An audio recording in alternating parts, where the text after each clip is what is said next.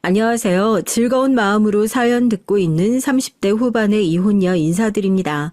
전 남편이라 생각하는 그분께서 아직 원만한 합의를 해주고 계시지 않으니 아직 완벽한 이혼녀는 아니지만요. 시아버지와 남편에게 오만정이 떨어져서 다시는 돌아가는 멍청한 선택은 확실히 하지 않을 것 같네요. 일이 이 지경까지 오게 되니까 결혼을 하면서 남편과 아이를 낳지 않는 딩크족으로 살자 하고 협의했던 것이 참 다행이다 싶어요. 아이가 있었더라면 아이 핑계 삼아 또 거기에 마음이 약해져서 저도 확실하게 결정을 내리지 못하고 갈팡질팡했을 수도 있겠다 싶거든요. 요즘 세상에 이혼이 아주 흔한 일이 됐다고 하지만은 글쎄요. 아직까지 제 주변에 이혼에 대한 인식이 그렇게 썩 좋지만은 않은 것 같아요. 주변에 계신 분들도 누구랑 누가 이혼했대 하물며 연예인들이 이혼을 한 기사에도 요즘 사람들은 별것도 아닌 일로 참지도 못하고 툭 하면 이혼 얘기부터 꺼낸다고 하고 혀를 끌끌 차는 거를 많이 봤거든요. 그런데 막상 살아보니까요. 이래서 어른들이 결혼 한 번 할 때 신중하게 선택하라고 하는구나. 나랑 결혼할 상대방만 보는 것이 아니라 좀 넓은 시야를 가지고 멀리 보라고 하시는구나 알겠더라고요.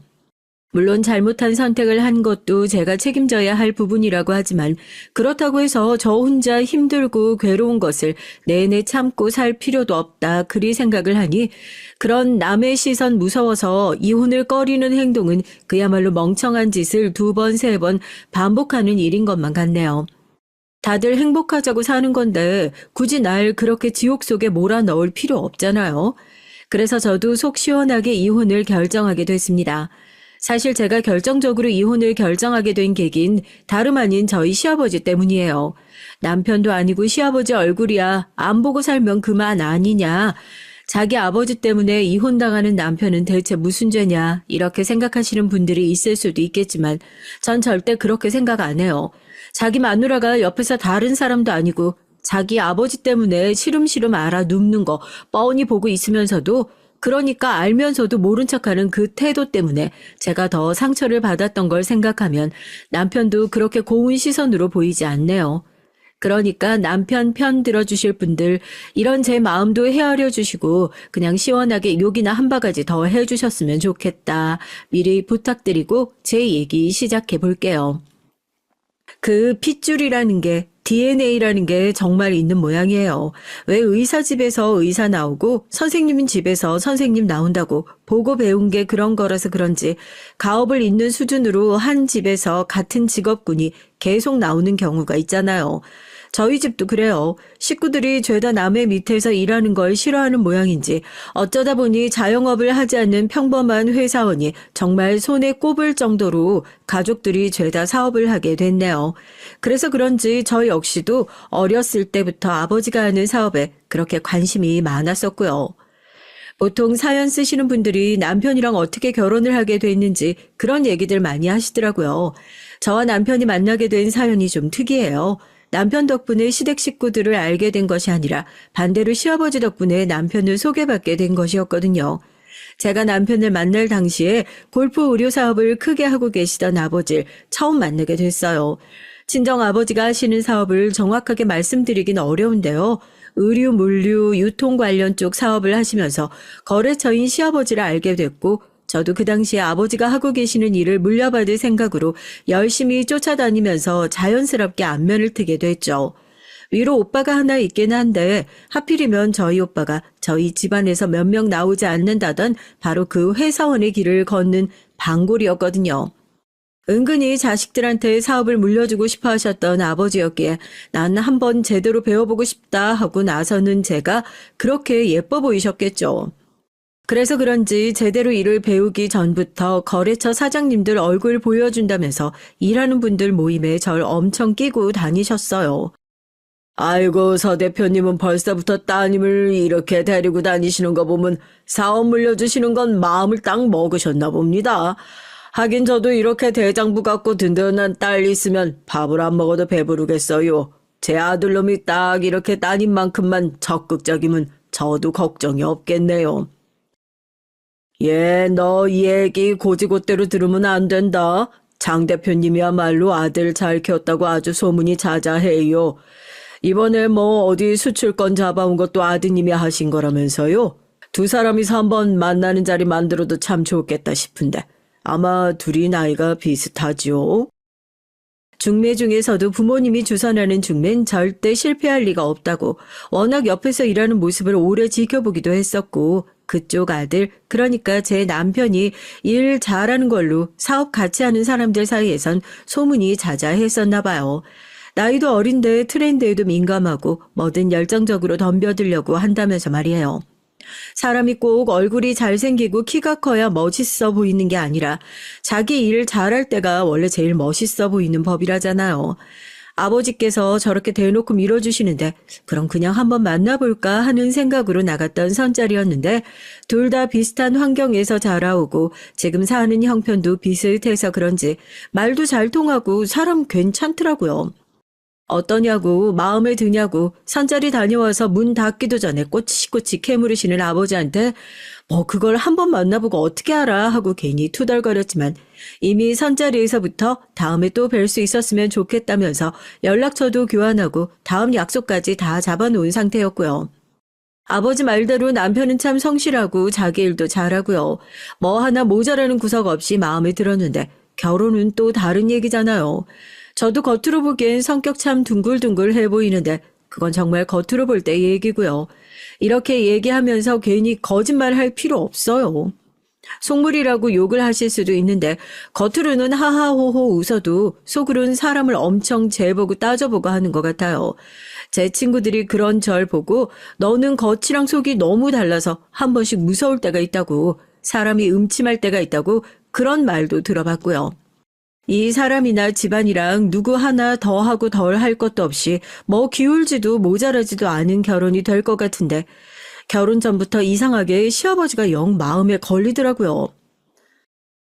엄마, 난 다른 건 다 괜찮거든? 근데 예비 시아버지 있잖아. 불륜으로 이혼하신 거라면서? 나 그게 영 찝찝해서. 왜 남자들 바람기도 유전이라는데 괜히 결혼했다가 이 사람 나중에 바람이라도 피고 하면 속 뒤집어져서 어떡하지? 엄만 결혼할 때 그런 거 걱정 안 했어? 예, 니네 아버지가 굉장한 로맨티스트라서 그렇지. 네 아버지 주변에서 사업하는 사람들 치고 바람 안 피우고 딴 주머니 안 찬 사람이 몇이나 될 것 같니? 저 정도 사업체 운영하면서 바람 피우고 이혼하고 재산 분할해주고 위자료 물어줄 수 있는 것도 그거 다 능력이다. 아, 오죽하면 돈 없으면 그냥 참고 산다는 소리를 하겠어. 이혼도 이게 있어야 하지. 유전은 무슨 유전이야. 필 놈은 피고 안 필 놈은 죽어도 안 펴. 별 걱정을 다 한다 참. 만날 때마다 늘 사람 좋아 보였던 시아버진 사업이 성공한 이후에 좋지 않은 불륜 스캔들로 이혼을 하셨다는 소문이 자자하더라고요. 제가 사연 시작할 때도 얘기했던 것처럼 요즘 세상에 이혼이 무슨 흠이냐 하는 생각이었지만 다른 것도 아니고 불륜으로 이혼을 했다는 얘기에 혹시라도 남편이 그런 성향을 물려받진 않았을까 조금은 걱정스러운 마음이 들기도 했어요. 사업하시면서 이 꼴 저 꼴 다 보셨던 부모님께선 정작 제 얘기를 별로 대수롭지 않게 생각하시는 것 같긴 했지만 말입니다. 참 그거 하나 마음에 걸리는 것만 빼면 세상 그렇게 좋은 분이 없었죠. 결혼하기 전부터 제가 예비시댁 얘기를 꺼내면 제 친구들은 너 진짜 땡 잡은 거라고 세상에 그런 시댁이 어딨냐고 입을 모아 칭찬을 할 정도였으니까요. 그건 뭐 저도 10분 공감하는 바였죠. 결혼하기도 전부터 시아버진 제게 어쩔 땐 조금 부담스러울 정도로 물심양면 애정 공세를 펼치셨으니까요. 어머 아버님 이게 뭐예요? 저 정말 이런 거 안 주셔도 괜찮아요. 얼마 전에 백화점 갔다가 우리 새아가랑 너무 잘 어울릴 것 같아서 샀다. 요즘에 주변 사람들한테 며느리 본다고 자랑하는 재미로 살아 내가. 딸이 없어가지고 아들 말고 딸도 하나 있었으면 딱 좋겠다 생각했었는데 그 소원이 며느리 보면서 다 이루어지는구나. 그냥 아버지 한 명 더 생겼다 생각하고 부담 갖지 말고 받아. 나중에 나 길바닥에 나앉게 생기면 그때 갚으면 되는 거 아니겠니? 아무리 그래도 이건 제가 그냥 선물로 받기엔 너무 비싼 건데 감사히 잘 쓸게요. 시아버지께선 주변 분들 사이에서도 호탕하고 시원시원한 성격으로 소문이 자자하신 분이었습니다. 왜 주변에 보면 그런 분들 한 분씩 있으시죠. 어디 식당에 가도 꼭 기분 좋으면 본인이 계산하겠다면서 카드 내밀고 이 사람이 내 사람이구나 싶으면 아낌없는 선물 공세로 애정을 표현하시는 분들이요. 아직 결혼도 안 한 제 입장에선 이런 고가의 가방이나 골프채와 같은 선물들을 턱턱 받아도 괜찮은 건가 싶었지만 그때마다 어차피 우리가 가족이 될 사이인데 이러다가 내가 어려워지면 네가 도와주면 되는 거 아니냐 하면서 부담 갖지 말라고 하시더군요. 누가 그 소리를 진짜 마음 깊이 새겨듣는 사람이 있겠어요? 그냥 제 부담 덜어주시기 위해서 마음 편하게 해주시려고 하시는 소린가 보다 하고 생각하고 말죠. 웨딩 촬영하는 것도 결혼식을 올리는 것도 제가 결혼식에 대해서 기대했던 것들이 좀 많고 했던 터라 여유 있게 식을 올렸으면 하는 바람이 있었는데요. 제 바람과 달리 남편도 아니고 시아버지께서 뭘 그렇게 결혼식을 질질 끌 필요가 있냐. 이미 사람들이 네가 내 며느리인 거 다 알고 있는데 식만 그냥 간단하게 올리고 둘이서 살림 합치고 살면 안 되겠냐. 하도 얘기를 하시는 통에 거의 1년 정도 여유를 두고 생각하려던 결혼식 일정을 앞당기는 일도 있었어요. 결혼식을 준비하면서도 그래요. 예물이며 예단이며 혼수며 아버님께서 개입을 안 하신 부분이 없을 정도였습니다. 물론 결혼식 준비해보신 분들은 아시겠지만 그냥 내 것만 준비해도 정신 사나운 게 결혼식이잖아요. 이렇게 시댁에서 나서서 하나부터 열까지 신경을 써주신다는 것이 한편으로 감사하기도 했지만 내 결혼식인데 이렇게까지 하는 생각, 시아버지가 나서면서 뭔가 주도적으로 하실 때마다 묘하게 저희 집에서 손해를 보는 느낌, 이런 것들을 지울 수가 없더라고요. 예를 들면 그런 것들이요. 나중에 예물이니 꾸민비니 하면서 돌려받을 것을 생각하고 저희 쪽에서 예단비로 거의 1억 가까이 되는 돈을 보냈거든요. 보통 그 돈의 절반 정도를 돌려받는 것으로 저도 알고 있었고요. 예단비를 보내고 나서 거의 한 달 가까이 시간이 지나고 나서도 아무런 연락이 없더라고요. 예단이라는 게 원래 그런 거지 뭐. 아유 괜히 결혼 전부터 이런 걸로 뭐 돌려주네 어쩌네 이런 얘기 해봤자 서로 감정만 상하고 좋을 것도 없어. 아유 못 돌려받으면 못 돌려받나 하고 마는 거지 뭐. 아무리 그래도 그건 아니지 엄마. 아버님께서도 분명히 뭐 예단 받으면 얼마를 돌려주냐 마네 상견례 때부터 얼마나 말씀을 많이 하셨는데 괜히 엄마 마음 불편해서 그러는 거면 내가 장서방한테 그냥 넌지시 얘기 한번 해볼게. 그건 괜찮지? 아무래도 저희 엄마께선 서로 영 불편해질까 싶어서 얘기하는 걸 꺼리는 눈치시길래 그럼 내가 남편에게 어떻게 된 일인지 직접 한번 물어보겠다 했죠. 얘기를 들은 남편도 깜짝 놀라더라고요. 예단을 아버님께 드리고 저희 아버지 통해서 절반 정도를 꾸민비로 다시 돌려보내겠다 얘기를 하시기에 자기도 여태 그런 줄로만 알고 있었답니다. 아버지 얘기만 철석같이 믿고 있었는데 그 돈이 여태 안 넘어간 줄은 모르고 있었다면서 자기가 다시 한번 확인을 해보겠다고 하더라고요. 그리고 그 일이 있고 나서 딱 일주일 후에 아버님께 연락이 왔습니다. 예물이며 꾸민비를 저한테 직접 전해주고 싶으시다고요. 그래도 영 안 주시려는 생각은 아니었나 보다. 결혼식 때문에 예민해져 있어서 괜한 오해를 했나 보다 하고 얼른 나갔죠. 그런데 차라리 그냥 엄마 말대로 아무런 소리에 말고 입 다물고 있을 걸 그랬나 봅니다. 이건 뭐 안 받은 이만 못한 대접을 받았으니까요. 차라리 주기 싫으시면 싫다 말을 하시지. 이런 식으로 안 받는 이만 못하게 챙겨주실 수도 있나 싶은 일이 있었거든요. 그때까지만 하더라도 시아버지 사업이 휘청거리고 있다는 것을, 그래서 더욱이 결혼을 서둘렀다는 걸 시댁 식구들이며 남편까지 죄다 입을 꾹 다물고 있는 통에 알지 못했으니까 저로서는 그때의 일이 그저 황당하기만 한 기억으로 남아있을 뿐이에요. 원래 예단 받은 것을 돌려주면서 너 예물이며 가방이며 하나 해라 할까 하다가 그래도 우리 집 식구 되랜데 그렇게 돈으로 툭 주는 것이 얼마나 성의 없어. 이거는 내가 너 생각해서 백화점 가서 직접 고른 가방이다. 시아버지가 준 선물 설마 마음에 안 든다고 바꾸거나 할 건 아니지? 영수증은 따로 안 챙겼으니까 그냥 가족 간의 성이다 하고 예쁘게 잘 들고 다니고, 예물은 뭘 해줄까 고민을 하다가 너 평소에도 액세서리 같은 건 잘 안 하고 다니잖아. 너네들이야 나이가 어려가지고 그런 걸 잘 모르겠지만 원래부터 예물은 나중에 집안 사정 어려워졌을 때 집안 살림에 보탬이 되라 하고 어른들이 챙겨주는 의미거든.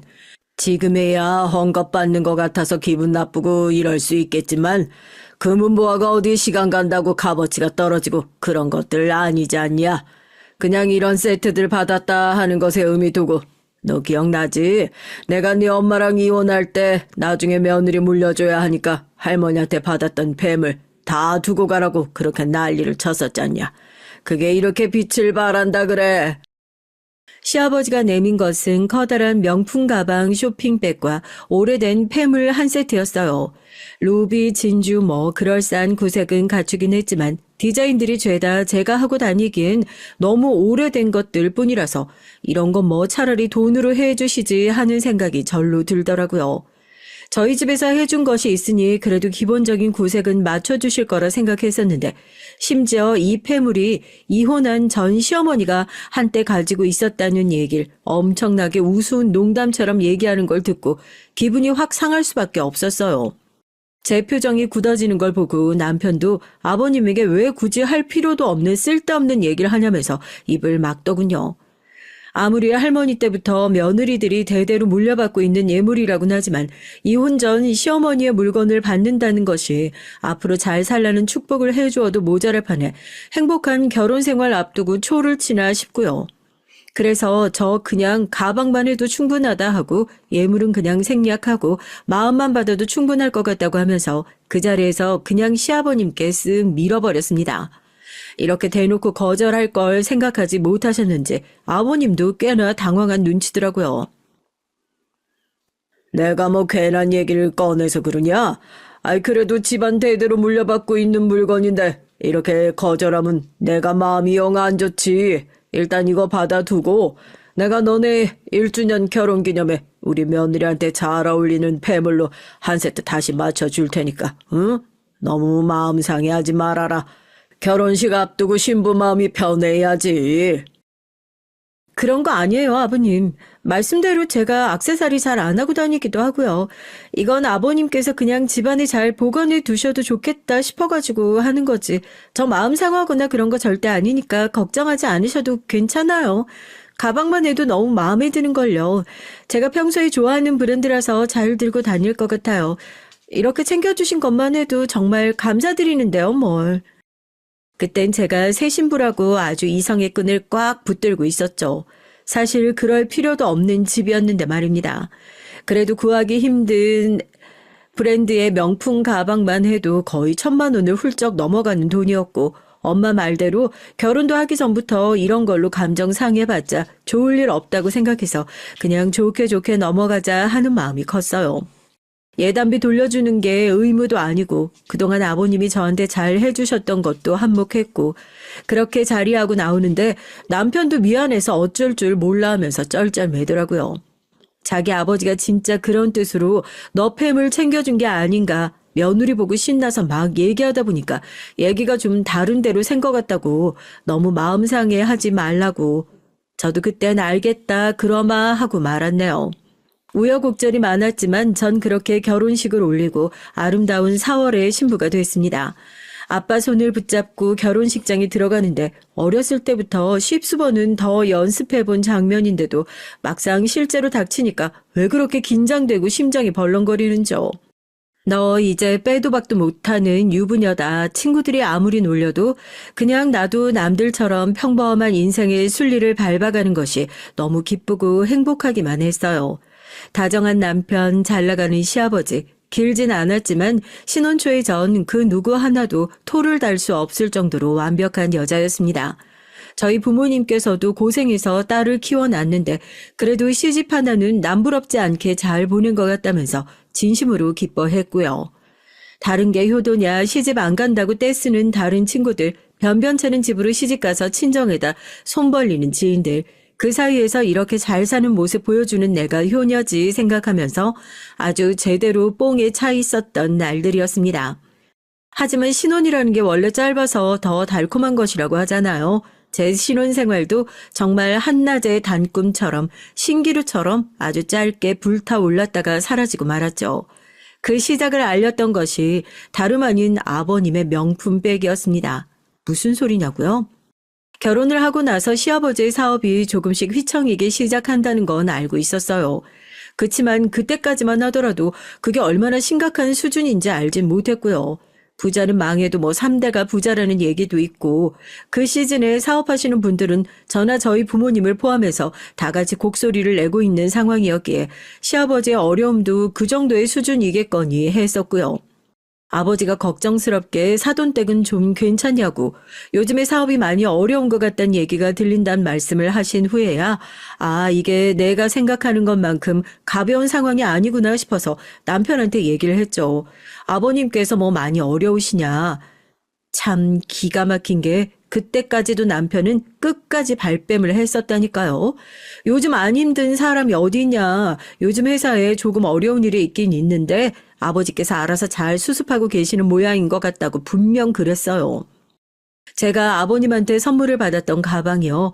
나름대로 시아버지에게 받은 결혼 선물이기도 하고 그 색깔이 백화점에서 몇 달 동안 대기를 걸어놔도 구매하기 힘든 제품 중 하나거든요. 재고 따지려 드는 건 아니지만 결혼만 하면 뭐든 다 해주실 것처럼 구셨던 시아버지가 정작 해주신 거라곤 그거 하나밖에 없기도 했지만 그게 그나마 또 제 마음에 든다는 걸 위안 삼으며 뭐 어디 거래처 갈 때 친구들이랑 놀 때 열심히도 들고 다녔던 것 같네요. 너 그 가방 누구한테 선물 받은 거라고 했지? 시아버지? 그거 에이 설마 아니다. 어? 나 이거 결혼 선물로 시아버지한테 받은 거잖아. 왜, 뭐 문제 있어? 아니야, 뭐 내가 잘못 알고 있었던 걸 수도 있으니까. 그래도 시아버지한테 엄청 사랑받나 보네? 그런 것도 다 선물 받고? 난 그런 자신 없어서 결혼 안 하려고. 친한 친구 하나가 제가 그걸 들고 나갈 때마다 무슨 말을 하려다 말고 하기에 대체 왜 저러나 했는데 얼마 전 가방의 잠금장치 부분이 조금 헐거워져서 수리를 하기 위해 백화점에 갔다가 그 친구가 대체 저한테 하려던 말이 뭐였는지 알겠더라고요. 저 손님 죄송하지만 이미테이션 제품은 저희 매장에서 수리가 불가합니다. 네? 아니 이미테이션 제품이라니 그게 무슨 말씀이세요? 이거 분명히 이 백화점에서 구매하셔서 저한테 선물해 주신 거라고 그러셨는데요? 죄송합니다, 손님. 개런티 카드에 있는 넘버 자체가 정품이 아니에요. 수리 불가합니다. 생각보다 잠금 장치가 빨리 고장나서 이상하다는 생각은 했지만 가방도 뭐 소모품일 뿐이니까 잘 만들어진 거 있고 못 만들어진 거 있고 하겠지. 고쳐서 잘 써야겠다 생각하고 뚫레뚫레 백화점 매장에 들고 갔다가 망신도 그런 개망신이 없더라고요. 가게에 온 손님들도 지금 짝퉁 가방 고치러 백화점에 온 거냐고 저를 보고 수군거리고요. 창피함에 얼굴이 시뻘개져가지고 얼른 자리를 떴습니다. 대체 어떤 미친 사람이 며느리 결혼 선물로 짝퉁 가방을 준단 말이에요. 당신 이거 짝퉁인 거 알고 있었어? 내가 오늘 백화점 가서 무슨 개망신을 당했는 줄 알기나 해? 내가 언제 이런 거 받자고 했어? 차라리 이렇게 사람 쪽팔리게 만들 거면 안 주셨으면 됐잖아. 아니 난 상상도 못했다. 어떻게 이렇게 엿을 먹일 수 있냐고 사람을. 여보 미안해. 아버지 사업이 최근에 많이 힘들어지셔서 자식이랑 며느리한테 약해진 모습 보여주기도 싫고 시집 오는 며느리한테 고마워서 뭐라도 꼭 해주고 싶으신데 사정이 여의치가 않았다면서. 당신 화도 많이 나고 어이없을 거 아는데 정말 우리 아버지가 나쁜 의도로 그랬던 거 아니야. 믿어줘. 안 그래도 당신한테 그 선물하고 미안해서 하루라도 빨리 사업 일으켜가지고 당신 가방 바꿔줘야 한다는 말 입에 달고 사셨던 분이야. 응? 그러니까 너도 알고 있었다는 거네, 이 가방? 네 마누라가 이거 들고 다닐 때마다 속으로 얼마나 우스웠을 거야, 응? 쟤는 진퉁이랑 짝퉁도 구분 못하는 머저리구나 하고 참 가성비 좋다 하고 속으로 둘이서 엄청 씹었겠다, 그치? 그때 진짜 속 시원하게 이혼을 해버렸어야 하는 건데요. 분노에 가득 찬 제가 어떻게 이럴 수 있냐고 남편의 멱살을 잡고 짤랑짤랑 흔드니까 그제서야 시아버지가 사업이 크게 휘청이고 있다는 사실을 토로하더군요.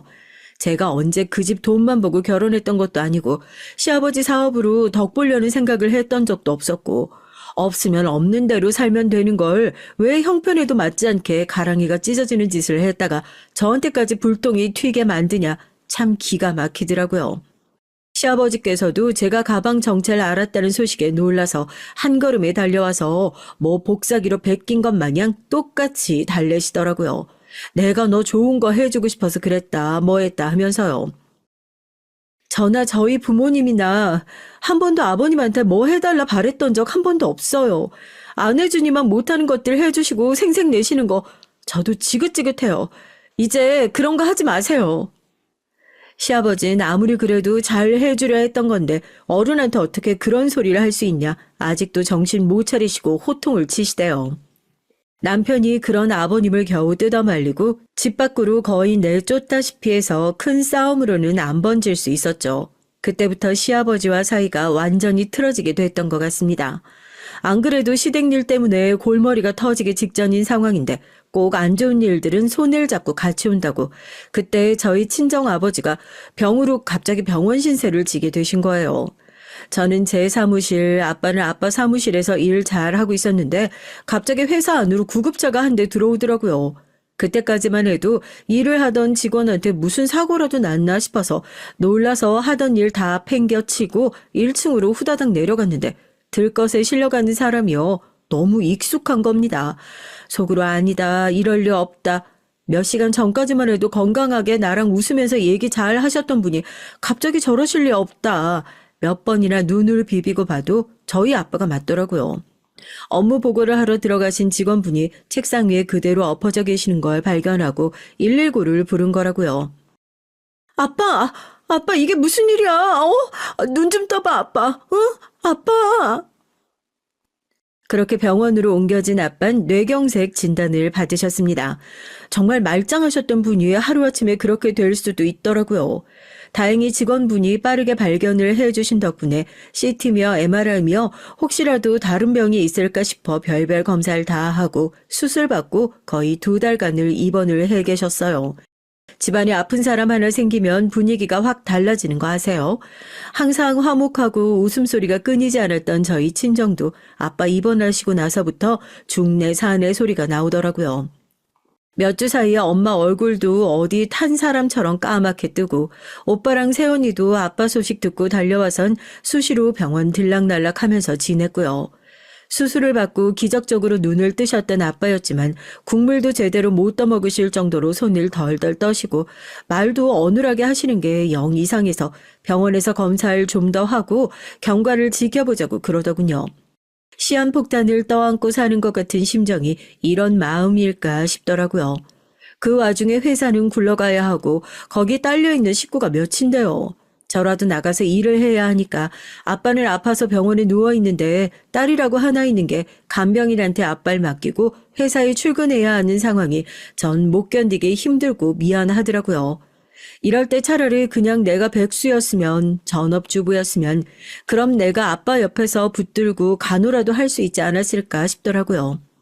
엄마는 뭐 말도 못하죠. 아빠 쓰러지시고 난 이후에 저러다 엄마도 잘못되는 거 아닌가 싶을 정도로 건강이 안 좋아지셔서 친정 엄마가 맡아서 병간호를 할 수 있는 상황도 아니었고요. 다른 사람들은 어떤 마음일지 몰라도 저 아빠한테 간병인 붙일 때 진짜 속으로 피눈물 흘리면서 붙여드렸어요. 죄 지은 것 같고 세상에 둘도 없는 불효녀 같고요. 사연 들으시는 분들한테 한번 물어보고 싶어요. 가족이 대체 뭔가요? 식구라는 게 대체 뭐예요? 힘들 때도 서로 의지하면서 기운 차릴 수 있게 든든한 버팀목이 되어주는 게 그게 가족 아닌가요? 저희 아빠랑 안면이 아예 없으신 것도 아니고 한땐 아끼는 거래처라고 신경도 많이 써주셨던 사이인데요. 아니 그냥 다 떠나서 사돈 시간이잖아요. 아무리 지금 사업이 휘청이고 어렵고 마음의 여유가 없는 상황이라고 하더라도 입장 바꿔서 제가 만약 시아버지 잘못됐다는 얘기를 들으면 전 그렇게 절대 행동 못할 것 같거든요. 사람이 돈이 많을 땐 몰랐는데 없이 지내고 나니까 본성이 그 미천이 이런 식으로 다 드러나는구나 싶더라고요. 시아버지도 저희 아빠 병문안으로 오긴 오셨죠. 꼴랑 8끼들이 음료수 하나 사들고 와가지고는 눈도 제대로 못 마주치는 아빠 얼굴을 들여다보시더니 혀를 끌끌 차고 나와서 대뜸 저한테 한다는 소리가 그래요. 간병비는 한 달에 얼마나 나가냐고요. 제가 너무 놀라서 네 하고 되물었다니까요. 내가 주변에 저렇게 된 사람 한두 번 보는 것도 아니고 저러다 상태 나빠지는 거 한순간이다. 괜히 애먼데 헛돈 쏟아붓지 말고 안 될 것 같으면 일찌감치 요양병원에 입원시키던지 해라. 이제 나이도 있으신 양반 살아봤자 얼마나 산다고. 아유, 그래도 한때는 정정했던 양반인데 지금은 아주 모자라기 짝이 없네. 이래서 돈 많아봤자 아무 소용 없다니까는. 아버님, 지금 뭐라고 하셨어요? 헛돈이요? 모자라요? 누가요? 저희 아버지가요? 저희 아버지 정정하셨을 땐 찍소리 한 번을 못 하셨던 분이 왜요? 저희 아버지가 저렇게 누워 계시니까 뭐 만만해 보이세요? 사람이 아무리 못돼도 그렇지 어떻게 아파서 저러고 계시는 분한테 그런 소리를 하실 수가 있으세요? 전 아버님 가족 아닌가요? 아버님은 사돈댁 아니세요? 남도 그렇게 말 안 해요. 제가 여태 다른 건 다 참았어도 저희 아빠 욕하는 건 못 참아요. 아버님이 간병비를 보태주시기로 했어요. 뭘 했어요? 사돈 병문안 오면서 딸랑 병원 매점에서 파는 음료수 세트 성의 없게 달랑달랑 들고 오시는 주제에 뭘 잘났다고 저한테 그러시는 거예요? 아이고, 얘봐라, 얘봐. 내가 무슨 니네 아버지 욕을 했다고 그러냐? 난 그냥 우리 아들도 그렇고 너도 그렇고 열심히 돈 벌어가지고 병원비로 주머니에 구멍 난 것처럼 돈 빠져나갈까봐 그래서 걱정돼서 한마디 했더니, 야, 니네 아버지 저러고 누워있는 게 내 탓이냐? 응? 내가 니네 아버지 쓰러지시라고 고살 지냈어? 밖에서 니네 아버지 보고 뭐라고 그러는 줄 알아? 돈 욕심 많던 사람이 결국에 그거 제대로 쓰지도 못하고 다 지고 가게 생겼다고 그래. 그래도 내가 사돈이라고 너 걱정돼서 해주는 얘긴데 이게 어디서 시부모한테 눈 동그랗게 뜨고 너 그러다 나 아주 한 대 치겠다. 아버지, 지금 뭐 하는 소리예요? 지금 무슨 소리를... 병원에서 제발 사람 더 창피하게 만들지 마시고 소란 떨지 마시고 나가세요. 네? 돈 욕심 많은 사람이요? 있지도 않은 소리 지어내지 마시라고요. 그거 다 아버지 얘기잖아요. 장인어른 평판 좋은 거 모르는 사람 있어요? 제발 저 좀 쪽팔리게 만들지 마세요. 제발 좀, 네? 왜? 너도 저 양반 죽으면 처갓집에서 뭐 콩고물이라도 받아먹기로 했냐? 이게 키워준 은혜도 모르고 지 애비한테 말하는 싸가지가 아주 고얀 놈, 배응망덕한 놈. 그때 남편이 나타나 헛소리를 하고 있는 시아버지의 입을 틀어 막았고 시아버지는 다른 사람도 아니고 자기 아들이 본인 편을 들어주기는커녕 진심으로 부끄러워하며 책망하기까지 하니까 울컥 화가 솟아올랐나 봐요. 저희 아버지가 죽으면 처갓집에서 뭘 받아 먹기라도 한 거냐는 둥 혹시라도 저희 가족들이 들을까 싶을 정도의 막말을 서스럼없이 쏟아내고는 남편의 따귀를 날리더라고요. 남편도 지지 않고 아들 뺨까지 후려 갈기셨으니 이제 속 시원하시지 않냐면서 제발 이제 소란 떨지 말고 소란 떨고 싶어도 병원 밖에 나가서 떠시라고 그렇게 아버님 등을 떠밀더라고요. 지금도 아버님 얼굴만 떠올리면 이가 부득부득 갈릴 정도로 미워 죽겠죠. 남편도 그 밥에 그 나물이라고 미워 죽겠는 건 마찬가지인데 그래도 부부랍시고 끝까지 제 편을 들어주려고 노력을 했던 걸 생각하면은 또 그렇게 마냥 미워할 수만은 없는 것 같아 참 만감이 교차하는 것 같습니다. 그날 집으로 돌아가면서 조수석에 앉아있다가 갑자기 누가 풍선을 바늘로 찌르기라도 한 것처럼 눈물이 터지더라고요. 사는 게 이렇게 힘들어 죽을 것 같은데 아버님이고 누구고 아무도 절 도와주지 않는 것 같고 그냥 마냥 힘들고 괴롭기만 한 것 같고요. 제 인생에서 정말 흔들리지 않는 나무같이 단단한 버팀목이었던 아빠가 내 곁에서 사라진다고 생각하면 앞으로 어떻게 지내야 할지 또 신뢰라고는 박살이 나버린 시대권 어찌 살아야 하는 건지 제 신세가 한심하고 짜증이 나서 그렇게 조수석에서 목 놓아 엉엉 울었습니다. 그런절 쳐다보던 남편의 표정이 참 묘하더라고요. 미안함을 넘어서 연민과 후회가 가득한 눈빛이었죠. 갓길에 차를 대놓고 미안하다는 얘기와 함께 남편과 참 많은 얘기를 했던 것 같아요.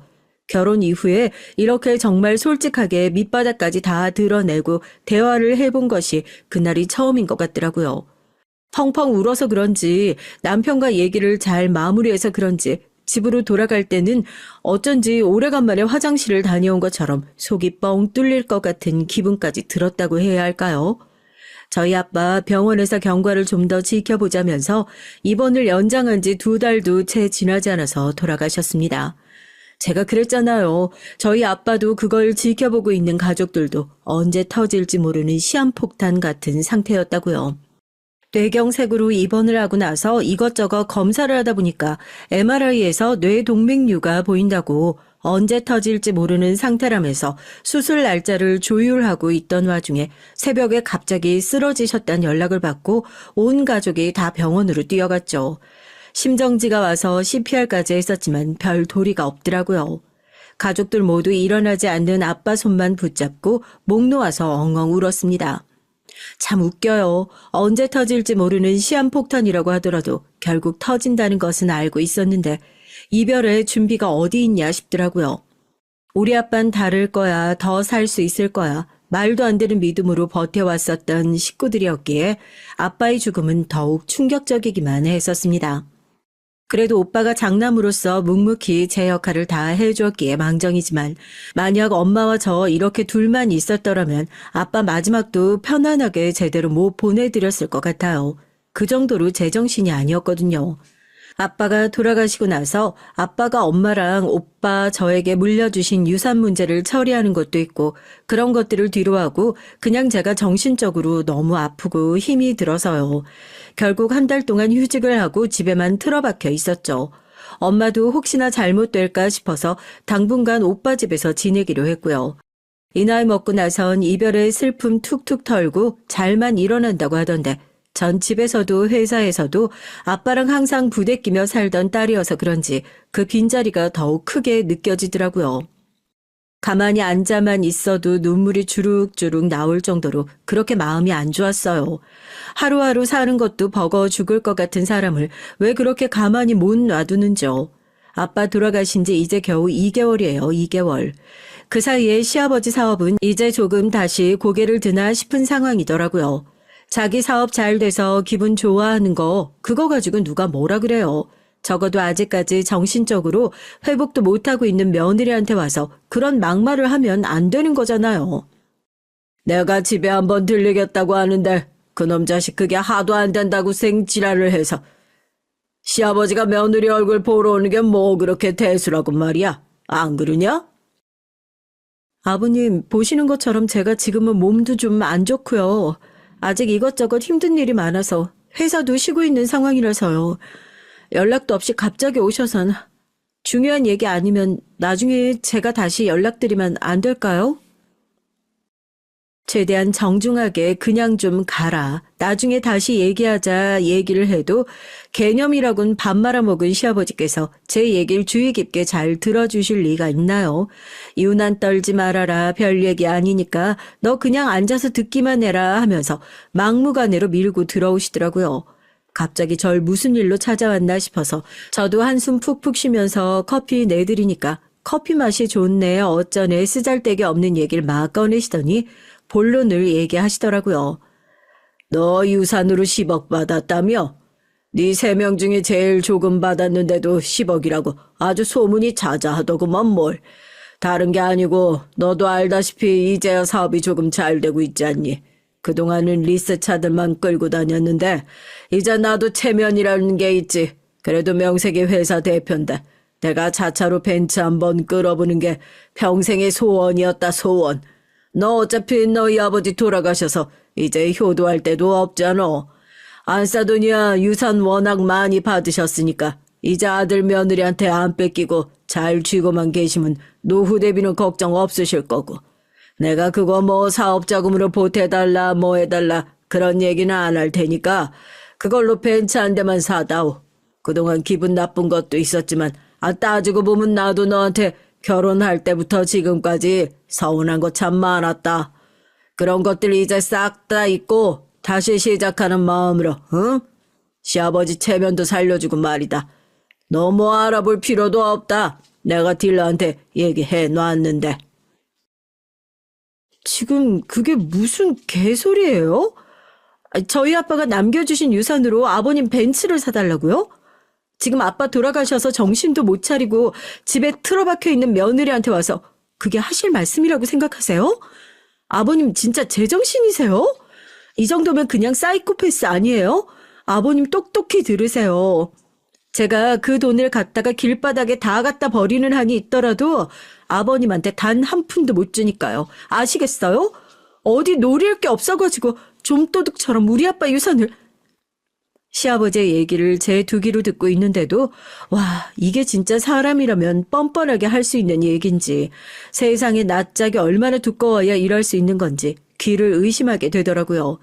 제가 대번에 그게 무슨 개소리냐고 고래고래 소리를 지르면서 화를 내기 시작하니까 시아버지도 제 그런 모습은 처음 보셔가지고 당황해서는 버럭버럭 소리만 지르시더라고요. 야, 며느리한테 시아버지가 체면 좀 살려달라고 얘기한 게 그게 그렇게 큰 죄야? 넌 아주 네 애비를 닮아 그런지 은근히 사람 무시하고 깔보는 경향이 있단 말이야. 아들 열심히 키워가지고 내 아들 데리고 잘 살고 있으면 그 정도는 해줄 수 있는 거지. 이게 어디서 시아버지한테 그런 막말을. 너 하여튼 똑똑히 들어. 벤츠든 사업자금이든 네 시아버지한테 그렇게 한 푼도 보태기 싫으면 나도 내 아들 너 못 준다. 네가 그런 식으로 나오면 이혼밖엔 답이 없다는 얘기야. 알아듣겠어? 협박이랍시고 한다는 소리가 자기 아들 키움값 내놓으라는 소리더라고요. 사람이 어디까지 치졸해지고 유치해질 수 있는지요. 그 기가 막힌 소리를 듣자마자 제가 코웃음을 치고 말씀 다 하셨다고, 대체 그 소리 언제 하시나 아주 기다리고 있었는데 왜 이제야 말씀을 해주시냐고 그러고, 아버님 보는 앞에서 남편에게 바로 전화를 걸었어요. 회사에서 아무것도 모르고 일을 하고 있던 남편이 무슨 일로 전화했냐고. 그 목소리를 듣자마자 순간 울컥하고 눈물이 터질 것만 같았지만 제가 먼저 남편에게 이혼 통보를 했어요. 남편은 덤덤하더라고요. 네 애비가 지금 나한테 찾아와서 뭐라고 한 줄 알아? 우리 아빠가 돌아가시고 나한테 남겨주신 유산으로 자기 벤츠 좀 사달래. 자차로 벤츠 한번 끌어보는 게 소원이시란다. 벤츠든 사업자금이든 시아버지한테 돈 쓰는 거 그렇게 아까우면 자기도 나한테 본인 아들 못 주시겠다고 이혼하라고 그러시는데, 나 정말 미안하지만 죽었다 깨어나도 니네 애비 같은 인간한테 10원 한 푼 쓰고 싶은 마음이 없으니까 당장 이혼해. 알겠어? 소송을 하든 뭘 하든 제발 지긋지긋하니까 나랑 좀 헤어져 주라. 내가 니네 애비 꼴도 보기 싫어서 그러니까. 제가 전화기에 대고 고래고래 소리를 지르니까 시아버지도 이게 지금 미쳤냐고, 어디 시아버지 앞에서 이혼 소리를 하냐고 제 전화기를 빼앗아 들려고 했고, 전 그런 시아버지에게 전화기를 집어던지면서 진짜 어떻게 해버리기 전에 당장 제 집에서 나가라고 미친 사람처럼 소리를 질렀습니다. 아무리 평소에 순하고 착했던 사람이라도 눈 돌면 무서운 법이잖아요. 그때 제가 딱 그랬습니다. 발 쾅쾅 구르면서 미친 사람처럼 소리 지르니까 시아버지도 나중에 다시 얘기하자고 꽁지가 빠져라 내빼더라고요. 저도 진짜 진이 다 빠져서 그대로 소파에 기대어 숨을 고르다가 까무룩 잠에 들었습니다. 부스럭거리는 소리에 잠에서 깨니까 남편이 짐을 싸고 있더라고요. 대체 몇 시간을 잠든 건지 꼬박 하루가 지나 있었습니다. 남편은 인기척에 제가 일어난 것을 보고는 하던 일을 멈추고 제 앞으로 다가와서 무릎을 꿇고 진심으로 사과를 하더라고요. 자기가 다 잘못했다고. 지금 자기가 해줄 수 있는 것이 이혼밖에 없는 것 같아서 너무 미안하다면서요. 100번, 1000번 따져봐도 남편이 미운 것보단 시아버지가 미운 게 더 컸으니까요. 저도 그런 남편한테 한 소리 하려고 입을 뗐다가 그냥 말자 하고 입을 콱 다물어 버렸습니다. 그때까지만 해도 그냥 남편과 제 이혼으로 시댁과 인연이 끝날 거라 생각하고 있었던 터였거든요. 그때였습니다. 야, 당장 문 안 열어? 장성태, 너 이놈 여기 있는 거 다 알고 왔어. 당장 문 열어. 네가 네 애비 뒤통수를 쳐도 유분수지 여자한테 눈이 멀어서 그딴 짓을 해? 누가 집 문을 부술 듯이 쾅쾅거리면서 두드리더라고요. 남편을 찾는 시아버지의 목소리였습니다. 이게 대체 무슨 일이냐고, 뒤통수라니 그게 무슨 말이냐고 놀라서 묻는 제 손을 남편이 꽉 잡아주더라고요. 그리고 남편이 들려준 얘기에 전 깜짝 놀랄 수밖에 없었습니다. 사실 남편과의 이혼은 일찌감치부터 얘기한 결과였어요. 시아버지가 병원에서 난동을 피우고 저희가 집으로 돌아오던 날이요. 제가 차에서 펑펑 울었던 날 남편이 먼저 저한테 얘기를 꺼내더라고요. 자기랑 이혼해줬으면 좋겠다고요. 자기 아버지가 저 괴롭힌 대간 아버지랑 본인이 어떤 식으로든지 속죄하면서 지낼 테니까 그 불똥이 저한테까지 튀지 않았으면 좋겠다는 바람이랍니다. 어떤 식으로든지 이혼해야 될 기회가 생기면 참지 말고 얘기하라고. 그래서 저도 시아버지가 이혼 얘기 꺼냈을 때 자연스럽게 남편한테 전화를 했던 거고요. 어떤 식으로든지 죗값 치르겠다고 약속했잖아. 나도 아버지한테 오만정이 다 떨어져가지고 그동안 아버지가 회사에서 잘못한 것들이 한두 개가 아니거든. 당신도 알지? 나 사업에 있어서는 엄청나게 철저한 거. 저렇게 썩어 빠진 인간이랑 더 이상 동업 못하겠다 싶어서. 우리 아버지 곧 경찰 조사 받을 거야. 나도 책임 소재 피해가긴 어려울 것 같고 결혼 생활 길지도 않았는데 그동안 고생만 시킨 것 같아서 너무 미안하다. 이런 식으로 용서받지 못할 거라는 거 잘 알고 있지만 그래도 조금은 속죄하는 마음으로 지낼 테니까 이해해줘. 그게 무슨... 여보, 이게 다 무슨 일이야? 시아버진 금방이라도 문을 부술 것처럼 두드려댔고 남편은 앞으로 건강하게 잘 지내라는 얘기만 하고선 경찰에다 신고를 하더라고요. 곧이어 경찰들이 저희 집 앞으로 달려왔고 난동을 피우던 시아버지가 그대로 질질 끌려가고 남편도 짐을 챙겨 그 뒤를 따라 나섰습니다. 원망만 했었는데 남편이 이런 식으로 저를 도와줄 거라곤 정말 생각도 못했기에 고맙고 미안한 마음이 들더라고요. 결국 시아버지는 회사를 다시 살린다는 이유로 행했던 온갖 악행들이 하나밖에 없는 아들을 통해 전부 드러나 재판을 받고 있는 중이에요. 남편은 얼마 전에 이혼에 필요한 서류들을 저에게 보내온 상태고요. 절대로 용서가 안 된다는 건 알고 있고 남편에게 다시 기회를 준다는 것이 말도 안 되는 소리라는 걸 알고 있지만 이상하게 마음의 갈피를 잡기 어려워서 이렇게 사연을 쓰게 됐습니다. 전 대체 어떻게 하면 좋을까요? 이 답답한 마음 가족들한테도 알릴 수가 없어서 이렇게 조언 구해보고자 합니다. 저 정말 어쩌면 좋을까요? 안녕하세요. 저는 이제 막 40이 된 유부녀입니다. 제 남편이 저더러 제일 큰 장점이 해맑음이라고 할 정도로 제 성격은 긍정적이고 밝은 편이에요. 지금까지 살면서 누구한테 싫은 소리 한 번 한 적이 없이 살아왔다고 해도 과언이 아닐 정도로 평화롭게 살아왔습니다. 그런데 제가 아무리 긍정적이고 평화롭게 살아보려고 노력해도 주변에서 도와주지 않으면 아무런 소용이 없더라고요. 저희 시댁 식구들이 그랬습니다. 제가 아무리 잘해보려고 노력해도 받아주지 않았어요. 저와 남편은 운명적으로 만났습니다. 제가 반년 동안 유럽 여행을 갔었는데 그때 프랑스 파리에서 에펠탑이 보이는 와인바에서 와인을 먹고 있다가 남편을 만났어요. 물론 유럽에 한국 관광객이 많죠. 하지만 유럽에서 아는 사람을 만날 확률은 그렇게 높지 않잖아요. 저와 남편은 고등학교 때 같은 영어 학원에 다녔던 친구예요. 같은 학교는 아니었지만 2년이나 같은 학원을 다녔기 때문에 인사 정도는 하고 지냈었거든요. 그런 친구를 몇 년 만에 한국도 아닌 그 먼 프랑스에서 다시 만난 겁니다. 저희는 너무 신기해서 그날 함께 에펠탑을 보며 와인을 마셨어요. 만나지 못한 시간 동안 서로 어떻게 살아왔는지 얘기하다 보니까 밤새 얘기를 하게 됐죠. 그날 저희 둘은 서로에게 반해서 서울에 돌아와 연애를 시작했습니다. 시작이 운명적이어서 그랬는지 저와 남편은 연애하는 내내 정말 애틋하고 로맨틱하게 연애를 했어요. 서로를 존중하고 간섭하지 않았고요. 그렇게 5년을 넘게 연애를 했는데도 단 한 번도 싸운 적이 없었습니다. 저흰 그렇게 탄탄대로로 결혼까지 할 줄 알았어요. 문제는 그때부터였습니다. 주변에서 다들 결혼은 현실이라고 했지만 전 믿지 않았거든요.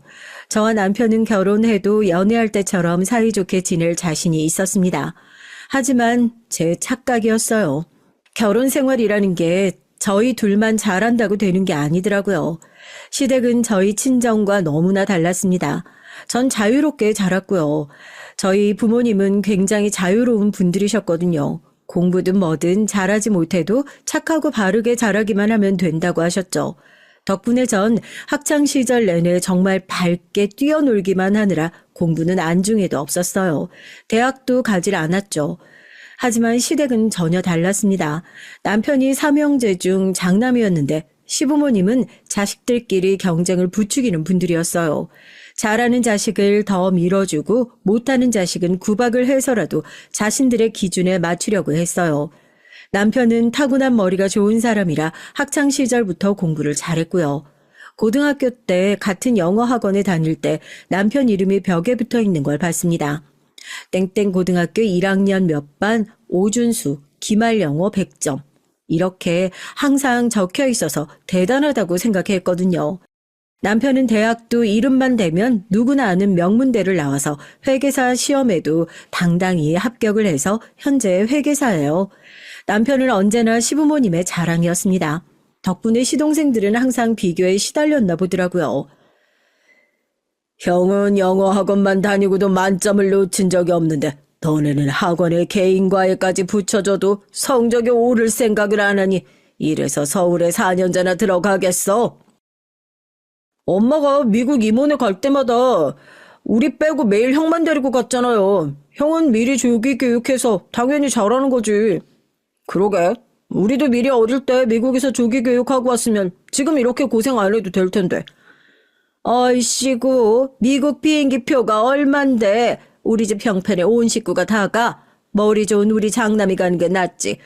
어쨌든 괜한 핑계 대지 말고 빨리 들어가서 공부나 해. 다음 시험도 이따위로 보면 둘 다 용돈 20% 삭감이니까 그런 줄 알고.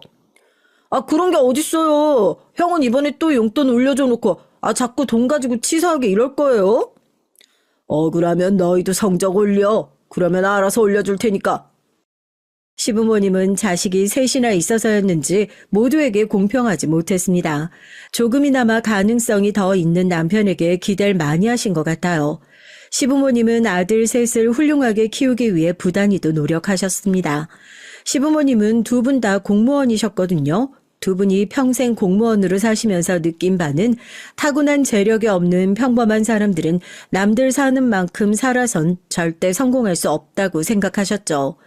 형편이 넉넉하지 않으면 남들보다 더 일찍 일어나 성실하게 공부하고 일을 해야 남들 사는 만큼 평범하게 살 수 있다고 하셨대요.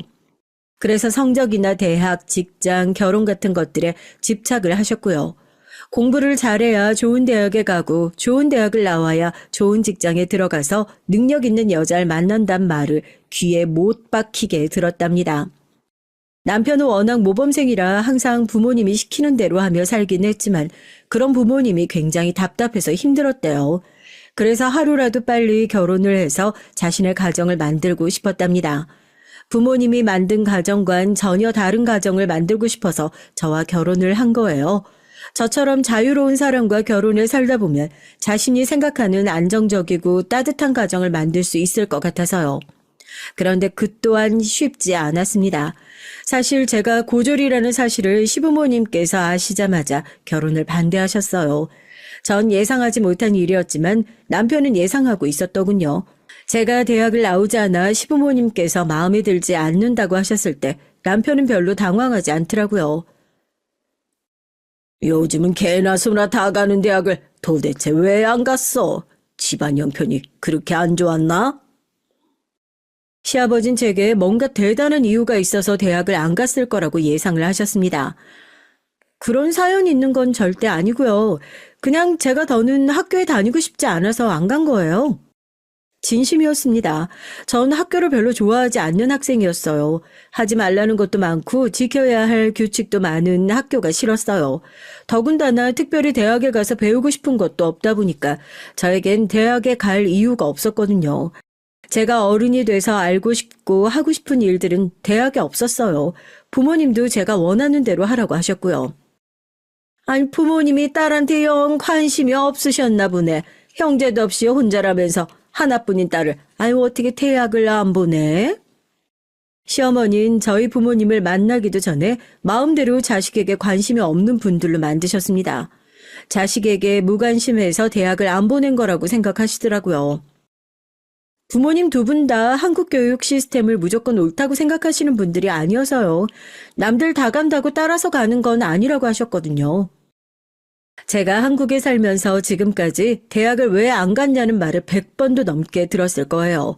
언제부턴가 우리나라 사람들은 대학을 마치 의무 교육인 것처럼 생각하는 것 같더라고요. 그러다 보니 전 이제 기계처럼 누르면 바로 답이 나왔습니다. 제가 가기 싫어서 안 갔다고 말하면 대부분 던 묻지 않았는데 시부모님은 좀 다르더군요. 시부모님은 제가 대학을 나오지 않았다는 게 굉장히 마음에 안 드시는 것 같았어요. 결혼을 반대하실 정도로요.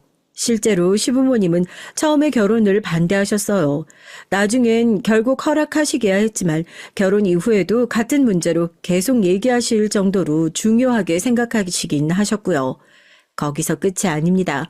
시부모님뿐만이 아니라 다른 시댁 가족들도 비슷했어요. 남편이 장남이긴 했지만 시동생 둘이 저희보다 더 먼저 결혼을 했어요. 그래서 전 결혼하자마자 동서가 이미 둘이나 있었습니다. 말씀드렸죠? 시부모님은 자식도 비교하며 차별하는 분들이라고요. 그래서 그런지 동서들 텃세가 대단했습니다.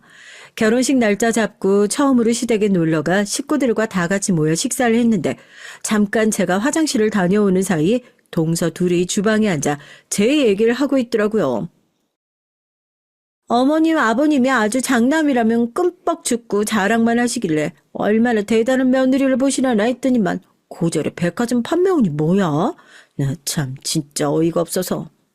그러니까요. 매일 우리한테 당신들 아들들보다 안 좋은 대학 나왔다고 매일 구박하시면서 어떻게 고졸 며느리를 다 볼 생각을 했대요? 시부모님이 아들과 며느리 가지고도 별의별 소리를 다 하셨는지 동서들 불만이 이만저만이 아니더라고요. 혹시 임신이라도 한 거 아닐까? 그게 아니고서야 우리 시부모님 같은 분들이 어떻게 저런 며느리를 보냐고. 그러게요. 임신 아니면 우리 아주버님이 저 여자한테 무슨 약점이라도 잡힌 거 아니에요? 제가 손이 동서로서 마음에 들지 않는 건지 왜들 저렇게 말이 많은가 싶더라고요. 동서들은 제 험담을 하면서 뭐가 그렇게 재밌는지 실실 웃었습니다. 전 그냥 모르는 척하고 넘어갈까도 했어요. 하지만 앞으로 가족이 될 사이인데 오해는 만드는 것보다 사실대로 얘기하는 게 나을 것 같아 주방으로 들어가 인기척을 냈습니다. 지나가다가 우연히 들었는데 아무래도 내 얘기하는 것 같아서요. 나 임신 안 했어요. 준석 씨랑 사랑해서 결혼하는 거예요. 어머 형님, 어떻게 인기척도 없이 나타나고 그러세요? 깜짝 놀랐네. 동서들은 갑작스러운 제 등장에 놀라 어쩔 줄 몰라 했죠. 거기다가 제가 자신들이 하는 얘기를 다 들은 걸 알면서도 사과 한마디 하질 않더라고요. 그때 알아야 했습니다. 이 집안 사람들이 보통이 아니라는 걸요. 사실 미리 알았다고 해서 제가 뭔가 단단히 준비하고 시집을 가지는 않았겠지만 그래도 그때라도 알았다면 결혼을 조금 더 신중하게 생각하지 않았을까 싶기도 해요. 사실 그 정도는 애교 정도였거든요. 결혼할 때까지도 전 마냥 행복해서 앞으로 제 앞에 펼쳐질 일들은 꿈에도 몰랐습니다. 결혼식을 치르고 첫 명절이 돌아오자마자 모든 일이 현실로 다가왔거든요. 한 집안의 맏며느리란 자리가 쉬운 일이 아니었습니다. 결혼 전 친정에선 명절이면 항상 조부모님 산소에 갔다가 부모님과 여행을 다니는 정도였어요. 그런데 시댁의 명절은 제가 전혀 모르는 새로운 세계였습니다. 1년에 여러 번 제사를 지내는 정도는 아니었지만 그래도 1년에 2번 설과 추석에 제사를 지내셨어요. 시아버지가 장남이셔서 시댁에서 제사를 지냈죠. 명절 새벽이면 시아버지의 형제분들이 시댁으로 오기 때문에 그 전날 모든 음식을 준비해야 했습니다. 전 모두 다 처음 하는 일이라 시어머니 옆에서 뭐든 따라해보려고 노력했죠. 생각보다 할 일이 너무 많더라고요. 동서들까지 해서 여자 넷이 준비를 하는데도 일이 끝날 기미가 보이질 않았습니다. 머리에 땀이 맺힐 정도로 정신없이 일을 하고 있는데 동서들이 뜬금없는 소리를 하더라고요. 허리야. 어머님, 이제 우리 집에도 형님이 생겼으니까 앞으로 제사는 형님 내서 하는 거죠? 어머님, 형님한테 제사 언제 물려주실 거예요? 전 도무지 동서들이 무슨 소리를 하는 건가 싶었어요. 이제 막 시집와서 아무것도 모르는 저에게 제사를 물려준다니요? 전 너무 당황해서 말문이 콱 막혀버렸습니다. 가만 보면 동서 둘은 꼭 자매지간처럼 친했어요. 사실 동서끼리 그렇게 친하게 지내기 어렵잖아요. 알고 보니 두 동선 공감대가 많더라고요. 우선 둘 다 비슷한 시기에 결혼하기도 했고 출산까지 하면서 직장 생활하는 게 여간 힘든 게 아니었나 봅니다. 둘 다 지방 출신으로 대학 오면서 서울로 올라온 거라 애를 맡길 친정도 멀고 시부모님은 연세가 많다 보니 아이를 봐주실 수가 없었어요. 그러다 보니 동서 둘이 서로 육아도 도와주고 살림도 도와주면서 가깝게 지냈나 봐요. 동네도 같은 동네로 걸어서 5분 거리에 살더라고요. 그렇게 서로 자매처럼 지내다가 지금은 아예 둘이 직장을 그만두고 퇴직금으로 같이 가게를 차렸대요. 대학가 근처에서 분식집을 하더라고요. 전 사실 두 동서 사이가 부러웠습니다. 저도 친하게 지내고 싶죠. 그런데 이미 글러먹은 것 같았습니다. 이제 보니 동서들은 남편이 결혼하기만을 기다렸었나 봐요. 장남인 남편이 결혼을 안 해서 맏며느리가 없으니 자신들이 힘들다고 투덜거리면서 맏며느리가 들어오면 제사를 넘겨버리려고 했나 보더군요. 아무래도 이대로 가만히 있다간 제가 괜한 덤터기를 쓸 것 같아 한마디 하려고 했습니다. 이 많은 음식을 제가 혼자 어떻게 준비하냐고요. 그런데 그때였어요. 제가 나서기 전에 시어머니께서 버럭 소리를 지르셨어요. 정신없이 바빠 죽겠는데 무슨 헛소리들을 하는 거야? 큰애가 맏며느리긴 해도 이제 막 시집와서 제사의 채자도 모르는 애한테 하나라도 더 알려주려고 하지는 못할 망정 내시하기도 벅찬 제사를 떠넘기려고 해. 너희 지금 새 사람 들어왔다고 텃세 부리니? 안 그래도 제삿날이라 시어머니께서 예민하신 와중에 동서들이 괜한 소리까지 하니 시어머니께서 화가 많이 나신 것 같더라고요. 조상님 드시는 음식 만들면서 며느리들이 하기 싫은 티 내면 조상님들이 다 아셔. 너희들 그렇게 제사 음식 하기 싫으면 앞으로는 다 오지 마. 내가 혼자 해도 되니까. 전 다행이다 싶었습니다. 동서들은 좀 얄미워도 시어머니께서 제 입장을 빨리 헤아려 주신 덕분에 제가 굳이 나서서 얘기하지 않아도 되니까 다행이더군요. 어머니도 참, 제가 음식하기 싫어서 이러겠어요. 그냥 형님이 긴장하시라고 농담 좀 한 거죠. 시어머니가 계셔도 저에게 제사를 넘기니 많이 헛소리들을 하길래 동서들이 시어머니도 안 무서워하는 줄 알았더니만 그건 아닌가 봐요. 시어머니의 호통 한 방에 동서들은 다들 몸을 사리더라고요. 전 시어머니에게 혼도 났으니 동서들이 더는 제 앞에서 까부는 일이 없겠지 했습니다. 그런데 아니더라고요. 명절 이후 동서들이 절 은근히 따돌렸어요. 가끔 볼 때마다 은근슬쩍 제가 모르는 얘기들을 하면서 절 끼워주지 않으려고 했고요. 동서들은 저보다 몇 년씩 일찍 결혼해서 아이가 다 하나씩 있었습니다. 저도 주변에 결혼하고 아이를 키우는 친구들이 많아서 웬만한 육아에 대해선 다 알고 있는데 툭하면 동서들은 전 모르는 얘기라고 하면서 안 끼워주려고 했어요. 시댁에서도 밥을 먹고 치울 때도 둘이 따로 나가서 디저트를 먹고 오기도 하고 설거지나 뒷정리도 꼭 둘이서만 하려고 했고요. 물론 여자들이 있는 곳은 어디나 텃세가 존재하니 처음엔 저도 그러려니 했어요. 시간이 흐르면 자연스레 괜찮아지겠지 싶어서요. 그런데 동서들의 행동은 단순한 텃세라고 하기엔 항상 도가 지나쳤습니다. 첫째 동서 아이가 5살이라 말을 굉장히 잘해요. 벌써 한글 공부도 하고 있어서 눈에 보이는 글씨를 다 읽습니다. 하루는 시댁에 모여 다 같이 과일을 먹고 있었는데 텔레비전에 수능 날이라며 교실에서 수능을 보고 나오는 학생들이 나오는 장면이 나왔죠. 그 장면을 보고 조카가 저 시험이 무슨 시험이길래 텔레비전에도 나오냐고 신기해했습니다. 많이 어려운 시험이라면서요. 그럼 저 시험 잘 봐야 좋은 대학 나와서 좋은 직장에도 다니는 거야. 큰아빠가 저 시험 엄청 잘 봐서 우리나라에서 제일 좋은 대학에 들어갔잖니? 우리 손주 머리는 너희 아빠 엄마보다 큰아빠 닮아야 된다. 그래야 공부 잘해서 좋은 대학 가고 훌륭한 사람 되는 거야. 시어머님은 언제나 공부 얘기만 나오면 남편 자랑을 하느라 바쁘셨어요. 옆에 있는 저마저 민망할 정도로 큰아들 바라기셨습니다.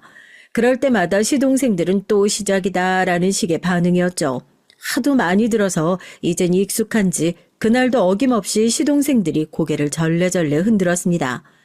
시동생과 동서들도 다들 좋은 직장에서 열심히 직장 생활하는데도 시부모님은 성에 차질 않으신 것 같았죠. 그때 조카가 물었어요.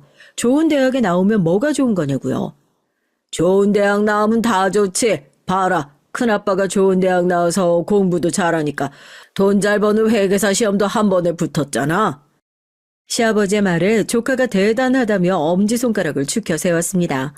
남편은 쑥스러운지 시부모님께 이제 그만하시라고 했어요. 그런데 그때 동서가 시부모님 말에 기분이 좀 상했는지 굳이 안 해도 될 말을 하더라고요. 괜히 제게 시비를 걸면서까지요. 그래, 큰아빠는 공부도 잘하고 좋은 대학 나와서 훌륭한 분이야. 그래서 결혼은 자신보다 조금 부족해도 사람 마음씨만 보고 결혼했다니까. 큰아빠 완전 멋지지. 이건 뭐 먹이사슬이 따로 없었어요. 저희 시댁 분위기가 항상 이랬습니다. 시부모님의 일방적인 남편 사랑이 시동생들이나 동서들의 시샘과 질투로 저에게 날아왔죠. 동서들이 보기엔 제가 만만했나 봐요. 시댁에서 왕자님이나 다름없는 남편 때문에 받은 스트레스를 다 저에게 푸는 것 같더라고요. 제가 이런 얘기를 남편에게 하면 자신이 시부모님께 얘기하겠다고 했지만 사실 소용없었죠. 시부모님의 마음속에 1등은 언제나 남편이었으니까요. 한 번은 그런 적도 있어요. 연휴 때 시아버지께서 갑자기 허리가 부러지셔서 응급실에 가셨습니다. 워낙 심각한 환자가 많은 응급실이다 보니 시아버지는 응급조치만 받고 계속 기다리셔야 했고요. 그때 시아버지의 연락을 받고 남편이 곧바로 수술이 가능한 병원에 모시고 갔습니다. 남편이 병원 회계 쪽을 담당하다 보니 아는 의사들이 많거든요. 그 일로 시부모님의 남편 사랑은 더 커져버렸어요. 거의 무한 신뢰였죠. 이래서 사람이 능력이 있어야 돼. 봐라, 그 많은 사람이 응급실에서 아무것도 못하고 다 기다리고 있는데 나만 우리 아들 덕분에 1시간도 안 돼서 수술 딱 받았잖아. 자식 많고 며느리 많으면 뭘 해. 난 우리 큰아들만 있으면 무적인데. 거봐요. 이게 다 누구 덕이야? 내가 어려서부터 일찍이 우리 큰아들 재능을 알아채서 밀어준 덕분에 이렇게 훌륭하게 자란 거 아니에요. 그냥 평소 잘 아는 분이 마침 근처에 병원 하시니까 부탁한 거죠, 뭐. 그래도 수술 잘 끝나서 다행이에요. 둘째 막내, 너희는 뭘 그렇게 뚱하게 앉아있어? 형한테 고생했다고 고맙다고 인사를 해야지. 아무리 장남이라도 자식이 셋이나 있는데 혼자 자식 노릇하느라 얼마나 힘들겠냐? 시동생들은 하도 들어서 이젠 아예 면역이 생겼는지 신경도 안 쓰는데 동서들이 기분이 나쁜지 씩씩거리더라고요. 전 이해가 됐습니다. 제가 보기에도 시부모님이 너무하시다 싶었거든요. 그런데 그때였어요. 동서들이 뒤틀린 심기를 또 이상하게 드러내더라고요. 어머님, 아버님이 그렇게 예뻐하시는 아주머님이 빨리 손주를 낳아드려야 할 텐데 두 분 다 나이가 있어서 큰일이네요. 형님하고 아주버님 병원은 가보셨어요? 아무 문제 없으시대요? 아무리 시부모님이 남편만 예뻐해서 셈이 나도 그렇지 이제는 하다하다 나이 공격까지 하더라고요. 그럼 우리 둘 다 결혼 전에 병원 가서 산정검사 다 받았는데 둘 다 건강하대. 둘 다 아이 낳고 싶어 하니까 아마 금방 생길 거야. 전 동서들의 도발에 일일이 대꾸하고 싶지 않았지만 그래도 제 생각을 얘기하고 싶었습니다. 저도 아이를 낳고 싶은 건 사실이니까요. 우리 큰형님 너무 해맑으시다. 요즘 뉴스도 안 보세요? 여자 나이 35살 넘으면 노산이에요. 지금도 노산이 훌쩍 지난 건데 뭘 믿고 그렇게 태평하시대? 재수 씨들이 우리 일에 이렇게 관심이 많은 줄 몰랐네요. 우리 일은 우리 부부가 알아서 할 테니까 걱정 마세요. 남편이 나서서 얘기를 하니 동서들도 금방 입을 다물었습니다. 거기서 한마디 더 해봐야 시부모님에게 호통이나 들을 테니까요. 그리고 얼마 뒤 제가 일하는 구두 매장에 동서들이 놀러왔어요. 전 둘이 쇼핑 나왔다가 들렸나 보다 싶어 반갑게 아는 척을 했습니다. 그런데 동서들은 뭔가 떨떠름한 표정으로 매장에 들어오더군요. 제가 원래 이런 거 중저가 신발은 잘 안 신는데 형님이 여기서 일하신다고 하니까 도저히 그냥 지나쳐서 다른 매장에 갈 수가 있어야죠. 전 동서가 하는 말이 어이가 없어서 다른 매장에 가도 된다고 했습니다. 제가 동서들한테 구두 한 켤레 더 판다고 부자 되는 것도 아니니까요. 그런데 더 기가 막혔던 건 동서들의 태도였어요. 진열장에 전시된 구두들 이것저것 마구 만지더니 하나씩 거의 다 신어봤죠. 그러더니만 저더러 10켤레 정도나 되는 구두의 사이즈를 가져다 달라고 하더군요. 전 동서들의 행동에 기분이 상했지만 애써 손님이라고 생각하고 대했어요. 저도 10년 넘게 서비스직을 하면서 별의별 손님을 다 상대했으니까요. 동서들이 말한 구두를 다 찾아다 줬는데 버젓이 발을 내밀더라고요. 저더러 신겨달라 이거였습니다.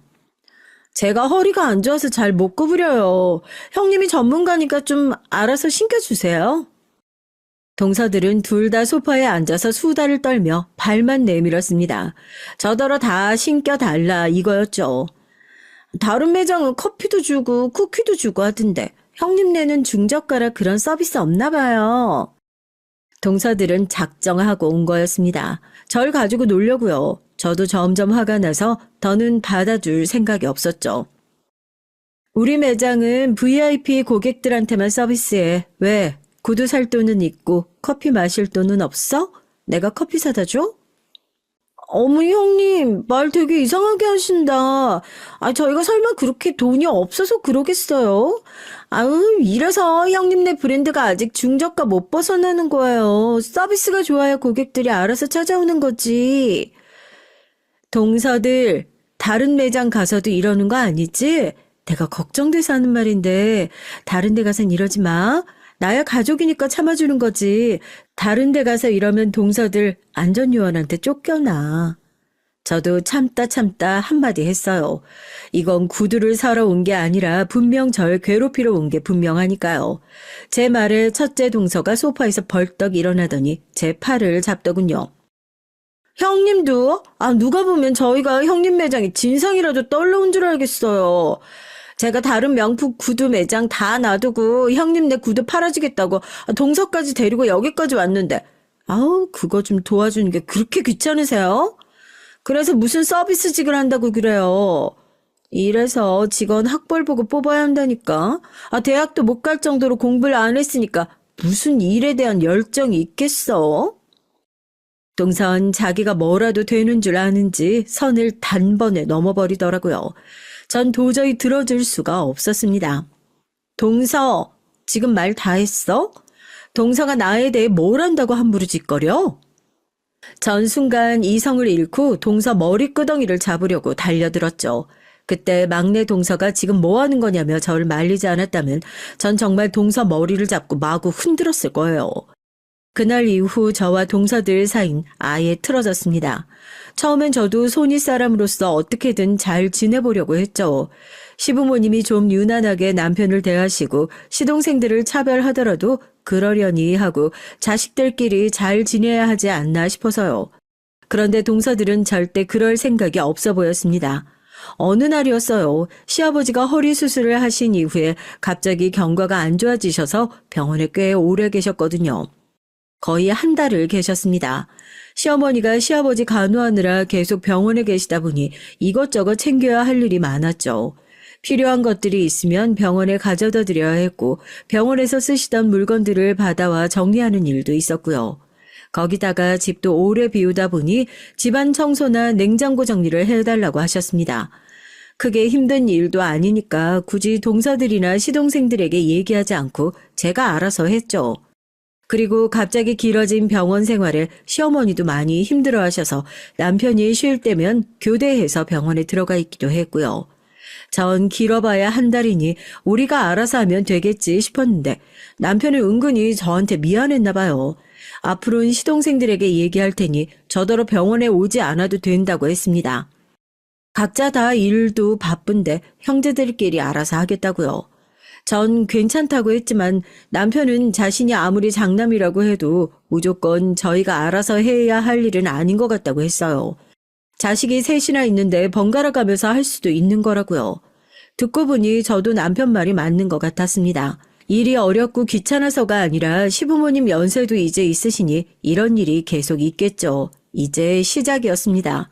그럴 때마다 항상 저희가 알아서 하다 보면 나중엔 시동생들이나 동서들은 전혀 신경 쓸 것 같지 않았어요. 더군다나 시어머니도 병원 생활이 길어지시니 많이 힘들어 하셨습니다. 이러다가 내가 먼저 병이 나서 죽겠다. 아이고, 덩치도 산만한 남자가 허리를 못 쓰니 옆에서 연신 안고 부축해서 내 어깨가 그냥 아작이 날 지경이야. 아들 셋이나 있으면 뭐라니? 이 늙은이가 다 해야 되니. 어머니, 그래서 제가 그간 간병인 쓰자고 했잖아요. 지금이라도 제가 간병인 알아볼게요. 아이고, 네 아버지가 간병인 죽어도 싫으시다잖아. 제가 주말엔 교대하러 갈게요. 그때까지 밥 잘 챙겨 드세요. 아니다. 내가 힘들어서 괜히 우리 장남한테 또 괜한 소리를 했네. 다들 먹고 사느라 바쁜데 신경 쓰지 마라. 내가 알아서 할게. 남편은 이래저래 신경 쓸 일이 많았습니다. 시어머니도 힘든 일이 있을 때마다 남편을 많이 의지했으니까요. 그런데 남편이 주말에 회사에 급한 일이 생겨서 한 주만 시동생에게 부탁을 했어요. 시어머니께서 병원 생활을 너무 힘들어 하시니 이번 주말만이라도 좀 들어가 줄 수 없겠냐고요. 그런데 시동생은 자기가 거길 왜 들어가냐는 투였습니다. 내가 거길 왜 들어가? 형은 애가 없어서 모르나 본데 애들은 아빠 쉬는 날만 기다리고 있어. 같이 놀려고. 난 주말엔 외바해서 안 되니까 막내한테 물어봐. 그때 남편과 시동생이 통화하는데 옆에 있던 동서가 시동생의 핸드폰을 뺏었답니다. 막내도 애가 이제 막 돌 지났는데 똑같죠. 아주버님은 애도 없으시면서 그냥 좀 하시면 되지. 그거 꼴랑 이틀 병원에 들어가 있는 게 뭐라고 동생들한테 떠넘기세요? 재수씨 떠넘기다니요. 부모님 모시는 일을 장난만 하라는 법이 있는 것도 아니고 제가 이번 주에 중요한 미팅이 잡혀서 그러는 건데 자식으로서 다 같이 좀 도와서 하면 안 돼요? 재수씨 말처럼 그거 꼴랑 이틀 별것도 아닌데? 남편은 처음으로 동서에게 언성을 높였습니다. 지금까지 동서들이 시부모님 앞에서나 제 앞에서 건방지게 굴 때도 남편이 몰라서 참고 있던 게 아니었어요. 사실은 벼르고만 있었습니다. 시부모님이 워낙 남편을 편애하는 걸 남편도 잘 알고 있기 때문에 시동생들이나 동서들 입장에서는 서운할 수도 있겠다 싶어서 참았대요. 하지만 그날 보니 시동생이고 동서고 자식으로서의 기본 도리를 전혀 모르는 것 같아 제대로 알려줘야겠다 싶었답니다. 시아버지가 병원에서 퇴원하자마자 남편은 저희 집으로 형제들을 다 불러놓고 식사를 하며 지금까지 하고 싶었던 말을 다 했어요. 아무리 다들 일이 많고 바빠도 아버지가 편찮으셔서 병원에 입원해 있으면 자식된 도리로 걱정하고 들여다보는 게 당연한 일이지 말 같지도 않은 핑계를 갖다 붙여서 모른 척 시치미를 떼면 되겠냐고요. 그러자 큰 동서가 또 나섰습니다.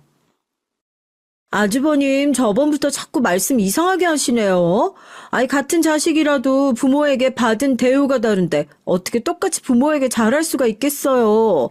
그리고 그거 한 달 부모님께 신경 좀 쓰셨다고 되게 생색내시네요. 동서, 아무리 기분이 상해도 시아주버님한테 생색이라니. 동서야말로 저번부터 왜 자꾸 말을 그런 식으로 해?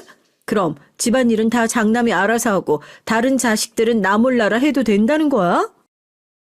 형수님은 우리 집안에 시집 온 지 얼마나 됐다고 나서세요? 제 아내랑 막내 재수씨가 형수보다 결혼한 지 다 오래됐어요. 형수보다 우리 집 일은 더 잘한다고요. 너 지금 형수한테 무슨 말버릇이야? 당장 사과 안 해? 오랜만에 같이 식사하고 기분 좋게 이런저런 얘기 나누며 시부모님 일도 상의하려고 한 건데 분위기는 삽시간에 나빠졌습니다. 시동생들과 동서들끼리 작정하고 편을 먹고 저와 남편을 못 잡아먹어 안달이더군요. 저와 동서들 사이도 문제였지만 아무래도 남편과 시동생들 사이도 오래 묵은 감정들이 쌓여선지 말이 잘 통하질 않았어요. 어릴 때부터 여러모로 뛰어난 남편이 부모님의 지원을 많이 받기도 했지만 성인이 돼서도 그랬나 봐요. 시동생들은 시부모님이 원하시던 대학에 들어가지 못했다는 이유로 등록금도 1학년 때까지만 지원해 주시고 그 다음 해부턴 알아서 하라고 하셨대요. 아무리 내가 부모라도 이름도 처음 들어보는 대학의 등록금까지 다 대줘야겠냐? 그래도 자식이니 내가 1학년까진 어떻게 도와주겠는데 2학년 때부턴 대출을 받든 아르바이트를 하든 니들이 알아서 해. 등록금을 못 내줄 정도로 집안 사정이 힘들었던 것도 아닌데 명문대가 아니라는 이유로 시부모님은 시동생들 등록금까지 내주지 않으셨답니다. 더군다나 당시에 남편이 회계사 시험 준비를 시작하던 시점이었는데 부모님은 남편이 말하지 않아도 알아서 시험 준비를 하라며 고시원비와 학원비를 선뜻 내주셨대요. 시동생들은 등록금 벌겠다고 하루에 2-3탕씩 아르바이트를 다니는데 말이죠. 그뿐만이 아니에요. 결혼할 때도 말들이 많았습니다. 시부모님께서 현재 사시는 집 말고 작은 아파트가 하나 더 있으세요. 시동생들은 당연히 자신들이 결혼할 때 누구에게라도 주실 줄 알았는데 시동생 둘이 결혼할 때까지 아무에게도 그 아파트를 준다 소리를 안 하고 계신 거죠. 시동생들은 다 작은 빌라 전세부터 시작했거든요. 그러다 보니 저와 남편이 결혼할 때 시동생들은 신혼집 문제로 굉장히 예민했습니다. 평소 시부모님의 행동으로 보면 당연히 남편에게 아파트를 주실 게 뻔했으니까요. 시동생들은 저희가 있는 앞에서도 대놓고 말했습니다. 설마 우리 아파트 형 주려는 건 아니죠? 나랑 둘째 형이랑 둘 다 결혼하고 애까지 있는데도 전세 사는데 형만 아파트 주면 나 진짜 가만히 안 있을 거예요. 이 녀석이 말하는 것 좀 봐. 네가 가만히 안 있으면 어떻게 할 건데? 부모한테 따지기라도 하겠다는 거야? 시동생 말에 시어머니는 괘씸히 하셨습니다. 어떻게 하긴. 앞으로 자식 노릇은 형한테만 하라고 할 거야. 나랑 둘째 형은 어머니 아버지 일에 일절 상관 안 할 거라고. 시아버지께서 시동생에게 쓸데없는 소리를 한다면서 호통을 치시는 바람에 막내의 시기 어린 투정으로 대충 넘겼지만 저와 남편은 대충 넘길 수가 없었습니다. 왜냐하면 시부모님께서 정말 그 아파트를 저희에게 주실 생각이셨거든요. 사실 아들이 셋인데 가장 늦게 결혼한 저희가 시부모님의 아파트를 덥석 받는 건 당연히 말도 안 된다고 생각했어요. 그래서 저와 남편은 시부모님께 손 벌리지 않고 저희 둘이 알아서 신혼집을 구했습니다. 집안에 괜한 분란을 만들고 싶지 않아서요. 그리고 얼마 뒤 남편이 시부모님께 말씀드렸습니다. 그 아파트는 시부모님이 젊어서부터 열심히 일해서 번 돈으로 사신 집이니 자식들 걱정은 마시고 나중에 노후 자금으로 쓰시라고 했죠. 아니면 저희는 정말 괜찮으니 시동생들에게 나눠주셔도 된다고 했고요. 시부모님은 끝까지 장남인 저희에게 주시려고 했지만 저희는 끝까지 받지 않았습니다. 그래서 결국엔 나중에 그 아파트가 팔리면 똑같이 셋이 나눠준다고 하신 것 같더라고요. 이런 상황에서 남편이 시부모님에게 편애를 좀 받는다고 해서 뭔가 저희가 장남으로서 대단히 많은 혜택이라도 누리기라도 한 것처럼 시동생들이 몰아가니 슬슬 듣기 거슬리더라고요.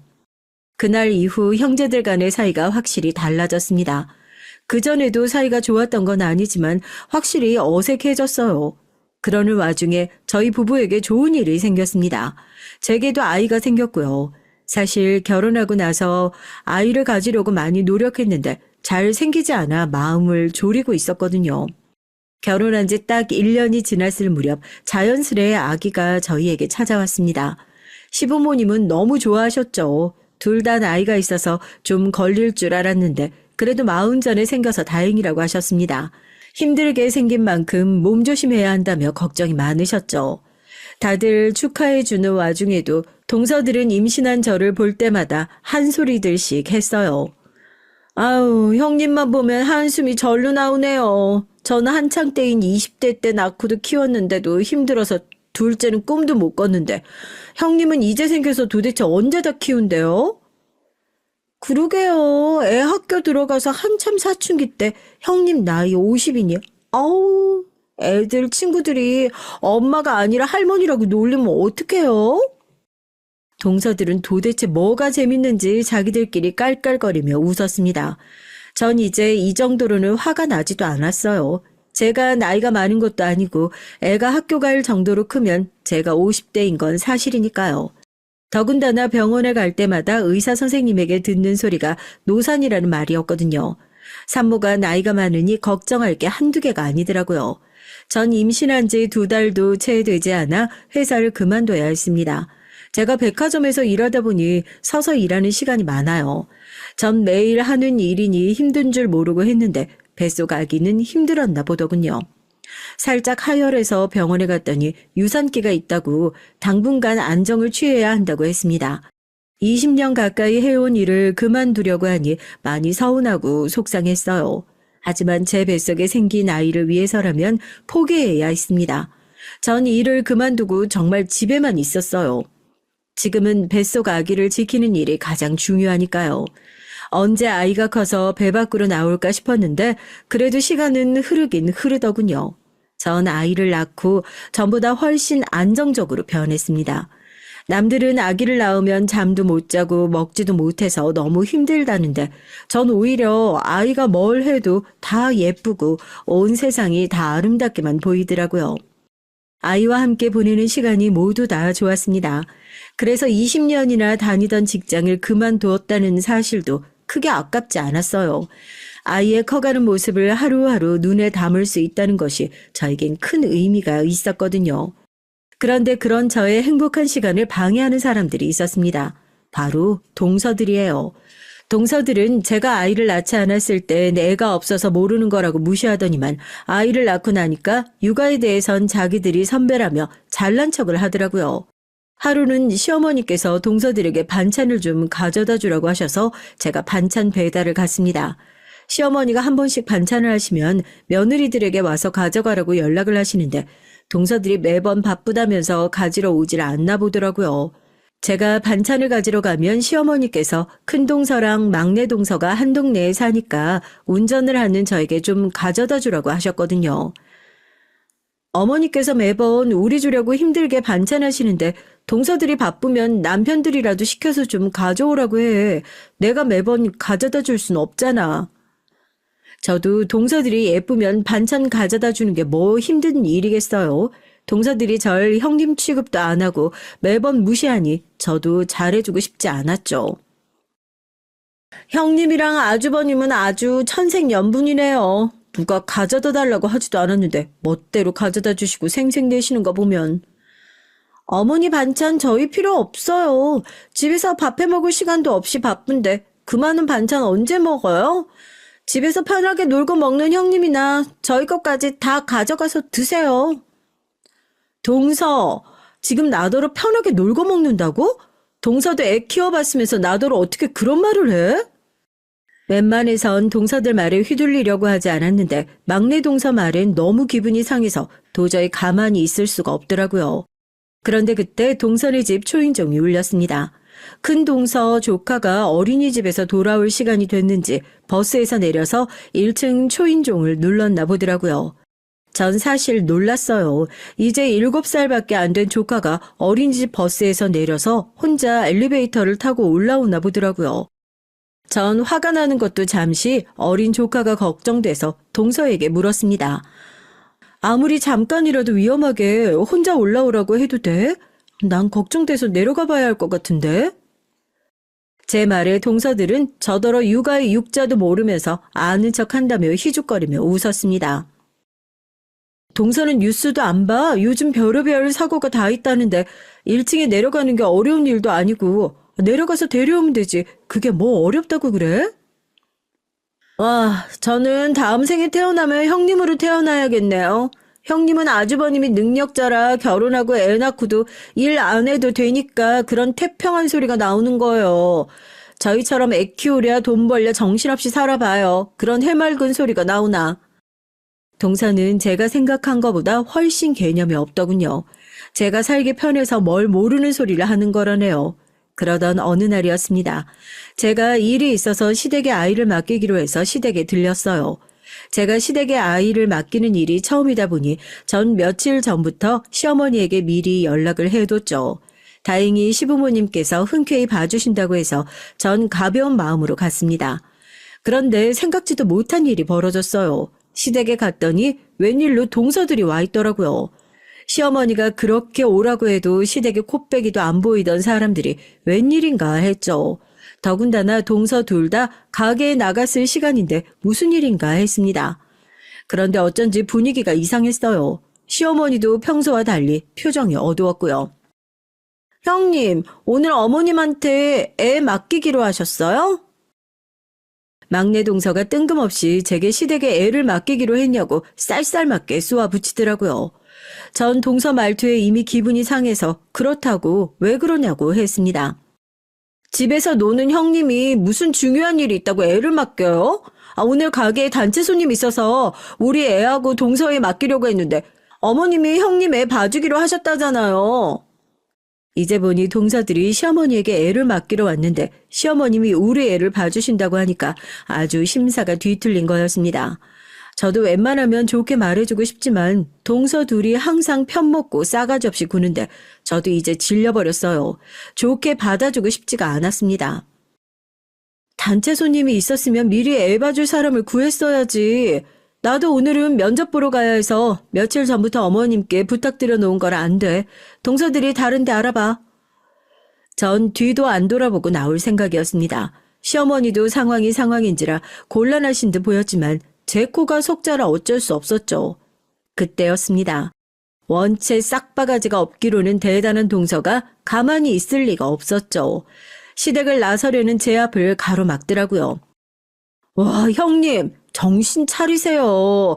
형님 주제에 저 어린애를 놔두고 지금 어딜 간다고요? 면접이요?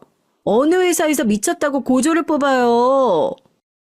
동서는 이제 시어머니가 옆에 계셔도 아랑곳하지 않고 선을 넘더군요. 형님이 다 늙어서 집에서 혼자 애 키우시더니 아무래도 육아 우울증이라도 오셨나 봐요? 그게 아니면 아주버님 일이 잘 안 풀리시나? 갑자기 무슨 면접을 보겠다고. 왜요? 백화점에서 주부사원이라도 뽑는데요? 동서들은 신이 나서 깔깔거렸습니다. 전 어이가 없더군요. 동서들은 도대체 지금까지 어떻게 살아왔으면 저 정도로 정신이 나간 건가 싶었죠. 듣다 시어머니가 아무래도 안 되겠다 싶으셨는지 동서들에게 한마디 하시려고 하더군요. 전 시어머니에게 괜찮다고 눈짓을 했습니다. 저도 이제 더는 봐주지 않으려고요. 동서들 길을 아주 팍 꺾어줘야겠다 싶었습니다. 동서들이 지방대 출신이라 아는지 모르겠네. 혹시 땡땡 회사 알지? 나 오늘 거기 면접 보러 가. 인사팀 부장 자리로. 참. 형님, 요즘 개그 배우세요? 저 지금 너무 웃겨서 빵 터졌잖아요. 땡땡 회사가 미쳤어요? 형님 같은 고졸을 부장 자리에 뽑아주게? 이거 어쩌지? 나 동서들 웃기려고 이러는 거 아닌데. 땡땡 회사 대표가 바로 우리 아빠야. 나 우리 아빠 회사로 들어가기로 했어. 제 말에 순식간에 집안이 조용해졌습니다. 동서들은 둘이 서로 눈을 맞추더니 어색하게 웃었어요. 정말 그 모습을 봤어야 해요. 동서 둘 다 눈동자가 얼마나 세차게 흔들리는지 저도 모르게 웃음이 터졌다니까요. 형님, 진짜 사실이에요? 형님 친정 아버지가 진짜 땡땡 회사 대표냐고요? 아이고, 너희는 속고만 살았니? 우리 큰며느리네 친정이 땡땡 회사 맞아. 내가 우리 잘난 장남 아무 집에나 보냈겠니? 동서들은 시어머니에게 직접 듣고 나서야 믿었습니다. 그러더니 한다는 말이 가관이었죠. 형님, 큰형님 친정 우리보다 별 볼 일 없다면서요.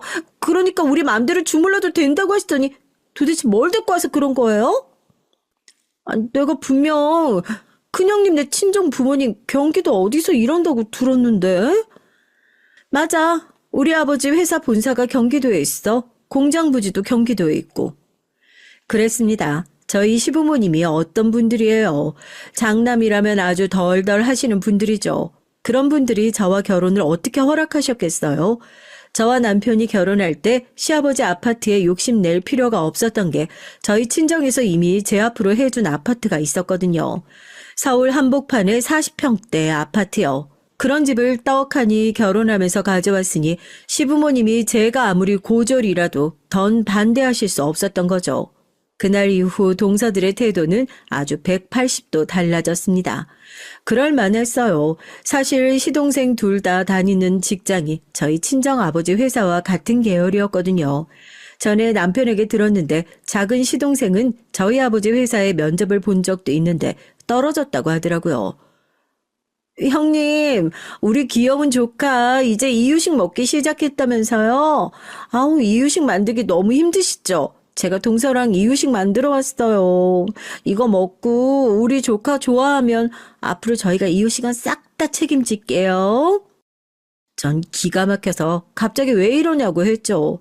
사실 그 속을 안 봐도 뻔하니까요. 가족 좋다는 게 뭐예요? 아기랑 둘이 힘드실 텐데 저희가 이 정도는 할 수 있죠. 그래서 말인데요. 우리 신랑 지금 직장 너무 힘들어서 옮기고 싶어 하는데 형님이 자리 좀 알아봐 주실 수 있어요? 아이씨고, 동서 뭐 하는 거야? 찬물도 위아래가 있는 거지. 우리 신랑 먼저 얘기하기로 했잖아. 먹고 사는데 위아래가 어딨어요, 형님. 우리 신랑은 자격증도 엄청 많아요. 거기다 저희 신랑이 더 젊잖아요. 동서들은 둘 다 제 앞에서 개그를 하려고 작정을 하고 왔는지 둘이 아주 꽁트를 하고 있더라고요. 전 어이가 없어서 고개를 절레절레 저었습니다. 절 괴롭힐 땐 둘이 아주 죽이 척척 맞더니만 남편 취직 자리 앞에선 어쩜 저렇게 간사한지 모르겠더라고요. 이유야 어찌됐든 그날 이후 전 너무 편해졌어요. 제가 아버지에게 시동생들 자리를 좀 부탁해 보겠다고 했거든요. 동서들은 정말 제 어깨만 안 주물렀지 얼마나 잘하는지 몰라요. 남편이 동서들이 제게 잘하는 모습을 보고 이럴 줄 알았으면 진작 장인어른 회사를 알려줄 걸 그랬다면서 재밌어 하더라고요. 시동생들이 아버지 회사에 입사를 해서 저에게 고마워한다고 해도 지금까지 서로 헐뜯으며 미워하며 보낸 시간이 사라지는 건 아니지만 그래도 전보단 나아지지 않을까 작은 기대를 하고 있습니다. 물론 이유식이나 만들어주고 아양이나 떤다고 동서들이 저에게 버릇없이 군 게 다 용서되는 건 아니지만 그래도 앞으로 가족들끼리 조금 더 화목해진다면 그거로 만족하려고 해요. 지금까지 저의 긴긴 얘기 끝까지 들어주셔서 감사합니다. 여러분의 가정에도 우여곡절이 있다면 좋은 방향으로 해결되시길 바랄게요.